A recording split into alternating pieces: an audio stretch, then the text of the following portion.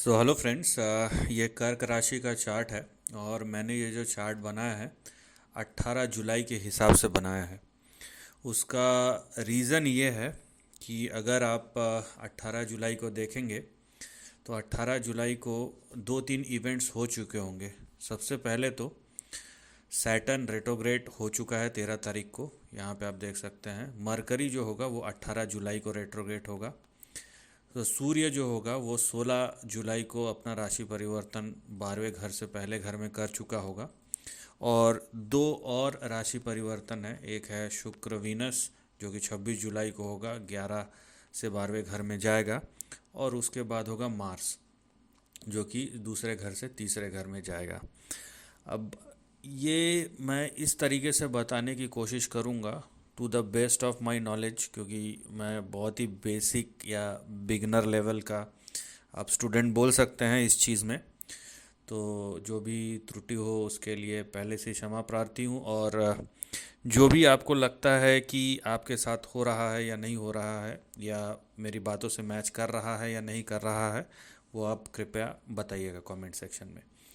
सबसे पहले तो आप देख लीजिए कि आपका महादशा और अंतरदशा क्या चल रहा है। ठीक है, आपका कुछ भी चल सकता है। महादशा हो सकता है, महादशा अंतरदशा मून का चल रहा हो, सैटर्न का चल रहा हो, जुपिटर का चल रहा हो, जो भी चल रहा हो।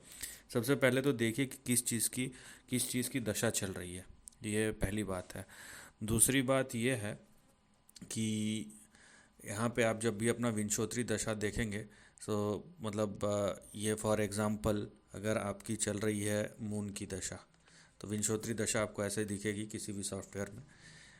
पहले मून की दशा, उसके बाद मान लीजिए आपका चल रहा है मरकरी का दशा।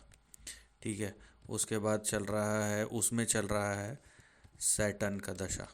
ठीक है, मैं खाली आपको बता रहा हूँ एग्जांपल के लिए। उसमें चल रहा है आपको मान लीजिए केतु की दशा, और उसमें चल रहा है आपका यहाँ पे मान लीजिए जुपिटर। तो 5 लेवल की दशाएं होती है, आपका मान लीजिए ऐसे चल रहा है।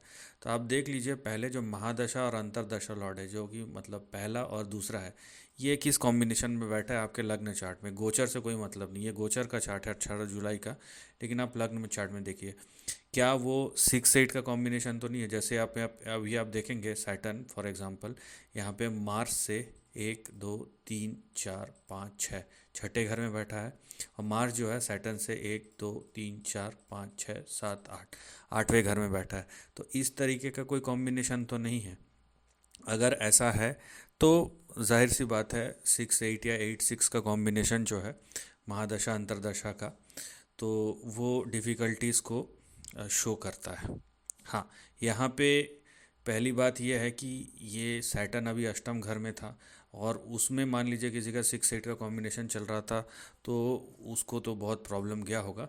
लेकिन गोचर में अब देखिए जो सैटर्न है वो अभी 9th हाउस में चले गया है। तो एनीवेज, सबसे पहले आप देखिए कि आपका कहीं 6 8 का कॉम्बिनेशन तो नहीं है। अगर वो है तो आपको जो भी अच्छे भी रिजल्ट होंगे उसमें कमी आ जाएगी। ठीक है, ये पहला चीज़ है। दूसरा चीज़ है कि अगर ऐसा नहीं है, 6 8 का नहीं है, बाकी कोई भी कॉम्बिनेशन है, जैसे सैटर्न से राहु 12वें घर में बैठा है, मून जो है सैटर्न से दूसरे घर में बैठा है, तो मैं खाली एक ही कॉम्बिनेशन जो सबसे ख़राब इफेक्ट करता है, एक 6 8 8 6, और भी कॉम्बिनेशंस है लेकिन 6 8 8 6 का कॉम्बिनेशन जो है सबसे ख़राब करता है। अगर तो आपका वैसा नहीं है, ठीक है, तो आप समझ सकते, आप अभी समझिए कि आपकी जो दशा अंतरदशा है वो कम से कम आपको बुरे इफेक्ट नहीं देंगी।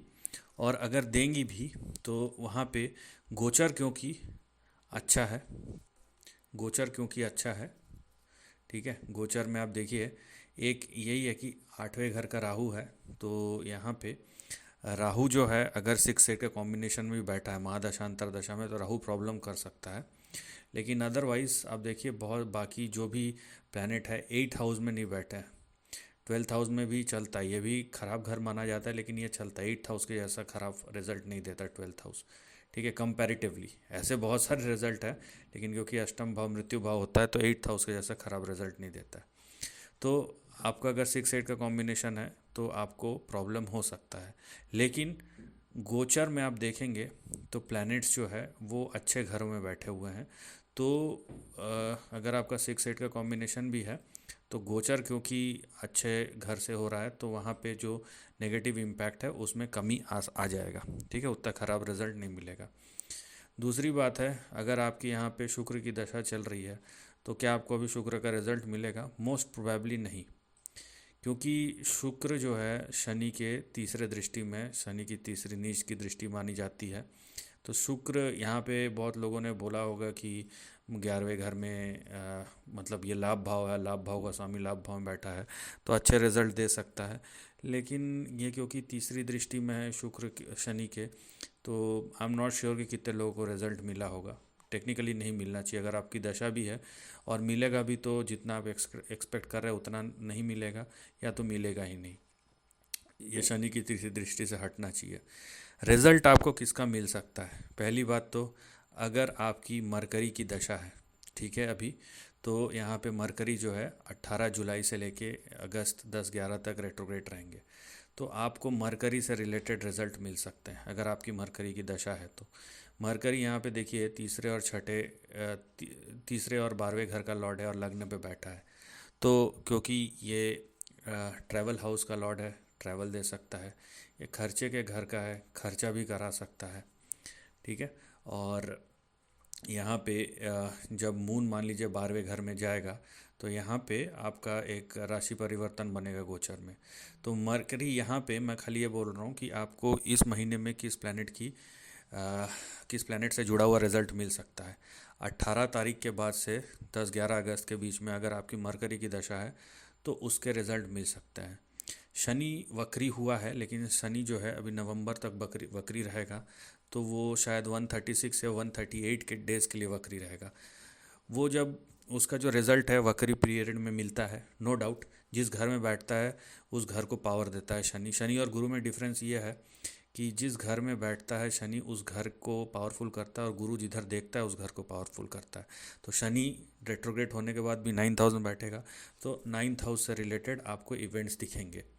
मान लीजिए आपका महादशा अंतरदशा जो लग्न के हिसाब से वो ख़राब चल रहा है, लेकिन उसके बाद भी सैटर्न का चल रहा है वो ख़राब चल रहा है। किसी का सैटर्न अगर अष्टम का है तो बोलेगा भाई अष्टम का मेरे को रिजल्ट तो नहीं मिलेगा। अगर मिलेगा भी तो क्योंकि गोचर में सैटर्न अच्छे घर में है तो वो जो बैड इम्पैक्ट है उसमें थोड़ा सा कमी आ जाएगा। और गोचर के हिसाब से शनि जो है नवम भाव का रिजल्ट देगा। सप्तम का अष्टम का कितना देता है वो बात की बात है, लेकिन 9th हाउस से रिलेटेड रिजल्ट देगा। वो कब देगा? जब सैटर्न जो है मान लीजिए 130-140 डेज़ के लिए रेट्रोग्रेड हो रहा है, तो सबसे प्रोमिनेंट चांसेस बनते हैं आप वो 130 या 140 डेज़ को, जितने दिन के लिए रेट्रोग्रेड हो रहा है, डिवाइडेड बाई 2 कर लीजिए। तो जो सेंटर पॉइंट आएगा ना, मतलब 60 या 80 दिन का के बाद आपका, अभी जैसे चल रहा है जुलाई, तो अगस्त, उसके बाद सितंबर में हो सकता है कि जिसकी सैटर्न की दशा हो अभी कंटिन्यूअस, सितंबर में कुछ ना कुछ प्रोमिनेंट हो सकता है। मैं ऐसा नहीं बोल रहा हूँ कि उससे पहले हो सकता है, नहीं हो सकता, लेकिन क्योंकि सैटर्न तब वक्री में एकदम पीक पे होंगे तो वहाँ पे आपको कुछ ना कुछ रिजल्ट मिल सकता है। तो फिलहाल यहाँ पे जिस प्लैनेट से रिलेटेड रिजल्ट्स मिल सकते हैं फिलहाल वो दो ही है, एक है सैटर्न, एक है मरकरी। ठीक है। और अगर किसी की राहु की दशा है उसको भी मिल सकता है। उसका रीज़न है क्योंकि गुरु की 9वीं दृष्टि राहु पे पड़ रही है, तो राहु से रिलेटेड। और मान लीजिए किसी का अभी गोचर में गुरु और राहु की ही महादशा अंतरदशा प्रत्यंतर दशा चल रही है, उनको भी रिजल्ट मिल सकता है। ठीक है। तो यहाँ पे 3-4 प्लैनेट से रिलेटेड जिनकी दशा चल रही है उनको रिजल्ट मिलेगा। शुक्र से ये जब तक ट्रांजिट करके हट नहीं जाता उसका रिजल्ट मिलना बहुत, as far my knowledge is concerned, ठीक है, मैं गलत भी हो सकता हूँ, लेकिन नहीं मिलना चाहिए अभी। और वीनस 26 जुलाई को 11वें से 12वें घर में चले जाएगा, तब देखेंगे। दूसरी बात यह है, पहला जो सबसे प्रोमिनेंट रिजल्ट मिलेगा वो है मरकरी का।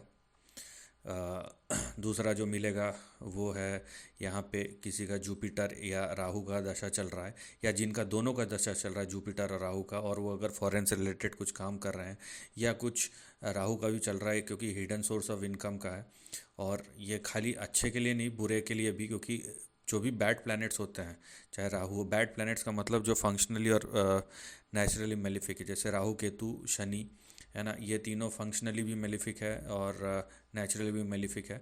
तो ये मटेरियल गेंस को बहुत ऊपर ले जाएंगे लेकिन बाकी चीज़ों में डेंट मार देते हैं। लेकिन एनीवेज, तो अगर आपकी राहु की दशा चल रही है, उस पर जुपिटर की दृष्टि आएगी या जुपिटर राहु चल रहा है, तो इन दोनों से रिलेटेड रिजल्ट मिलेंगे। और चौथे नंबर पे आपको सैटर्न का रिजल्ट मिल सकता है। तो जो आपको प्रोमिनेंट रिजल्ट महसूस होंगे जुलाई में, वो चार चीज़ों का होगा: मरकरी, सैटर्न, जुपिटर, राहु। इनकी अगर दशाएं चल रही है तो आप देख सकते हैं। सैटर्न का मैंने एक्सप्लेन कर दिया, मरकरी का भी मैंने एक्सप्लेन कर दिया, ठीक है। बाकी सन का भी मिल सकता है, क्योंकि जो फास्ट मूविंग प्लैनेट है वो, उसका भी यहाँ जो एक बुधादित्य योग बन रहा है, उसका भी एक रिजल्ट मिल सकता है। लेकिन जो प्रोमिनेंट रिजल्ट है वो चार के ही हैं, वो आपको यहाँ पे मिलते हुए दिखाई दे सकते हैं। बाकी अगर कुछ है आपको लगता है, आप बिल्कुल कमेंट में लिख के बताइए। This is the end of the video. Thanks for watching.